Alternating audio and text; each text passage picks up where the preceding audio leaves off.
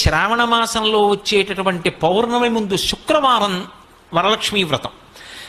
ఆ రోజు తిథితో సంబంధం లేదు, వారంతో సంబంధం. ఏ తిథి ఉంది, ద్వాదశి ఉందా, త్రయోదశి ఉందా, చతుర్దశి ఉందా, లేకపోతే ఏకాదశి ఉందా, పంచముందా, సప్తముందాతో సంబంధం లేదు. చివరికి వచ్చేస్తుంటుంది శుక్లపక్షం. పౌర్ణమి ముందు శుక్రవారం ఏమొస్తుందో ఆ శుక్రవారం నాడు వరలక్ష్మీ వ్రతం చేస్తారు. వరలక్ష్మీ వ్రతం చెయ్యడానికి అసలు ఈ వ్రతం ఉన్నది అని మొట్టమొదట లక్ష్మీదేవి ఎవరికి చెప్పింది? చారుమతికి చెప్పింది. తెల్లవారు లేస్తే మనం కథ చదువుతాం. చారుమతి ఆ మాటకు అర్థం ఏమిటి? నిజానికి అద్భుతమైనటువంటి పేరు, ఆడపిల్లలకి పెట్టడానికి పరమయోగ్యమైనటువంటి పేరు చారుమతి. ఎంత చక్కటి పేరు!